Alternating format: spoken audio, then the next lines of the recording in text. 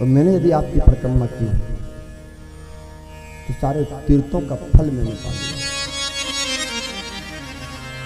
चरण स्पर्श करने के हम कहेंगे भी नहीं कि आप माता पिता के चरण स्पर्श करो। हम ये भी नहीं कहेंगे कि आप उनके चरणों की सेवा करो, बिल्कुल मत करो। लेकिन जब घर में जाओ ना, घर के अंदर प्रवेश करो ना, 2 मीठे वचन बोलेंगे। आपने भोजन किया, आपकी तबीयत थी, बस ये 2 वचन।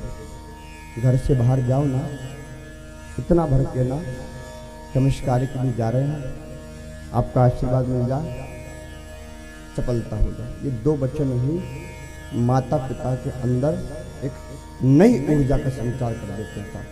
आपके ये 2 वचन, उनके द्वारा आपको कई प्रकार के आशीर्वाद प्रदान करते हैं, कई प्रकार की चीज आपको प्रदान करते हैं। वो हैं तो तुम जीवन में कभी ना हारोगे। और बाद में बोझ हो साहब, उनके जाने के बाद दुनिया में हर चीज मिल जाती है, लेकिन माता पिता दोबारा नहीं मिलता, बिल्कुल नहीं मिलता। हर चीज मिल जाएगी आपको दुनिया में,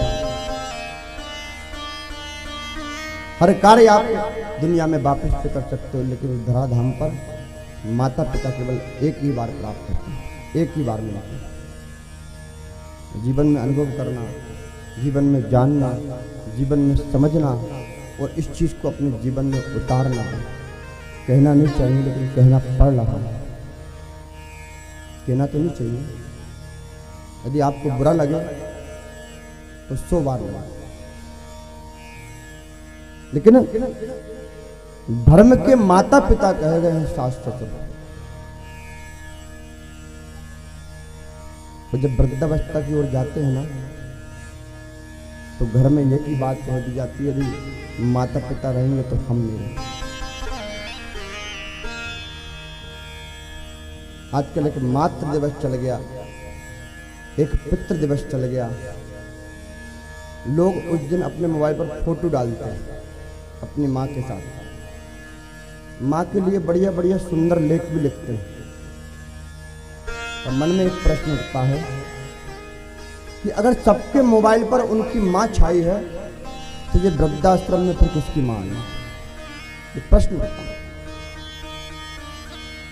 माँ के लिए कोई एक दिन नहीं होता साहब, पिता के लिए कोई एक दिन नहीं होता। सारा दिन, सारा जिंदगी, सारा जीवन ही माता पिता, एक दिन नहीं होता है।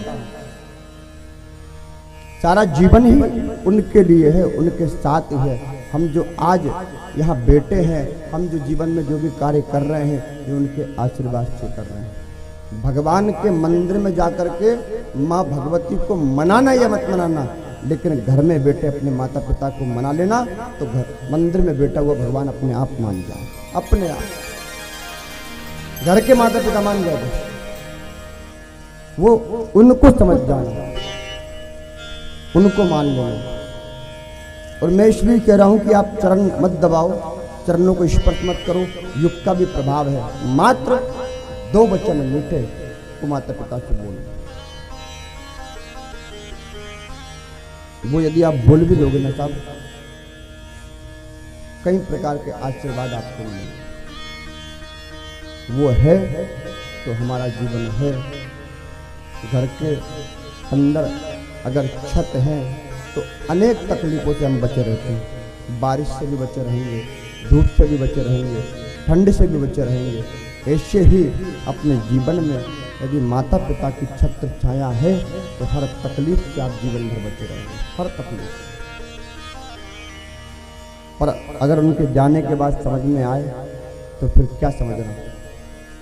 अगर उनको जाने के बाद आपके हृदय के अंदर ये भाव जागे, कभी कभी हंसी भी आती है, दुख भी होता है। माता पिता जब चले जाते हैं तो उनकी तेरहवीं में हम बढ़िया बढ़िया भोजन बनवाते हैं। पुत्र लोग कहते हैं कि भाई उनको ये पसंद था, इसलिए हमने ये मिठाई बनवा दी, उनको ये अच्छा लगता था।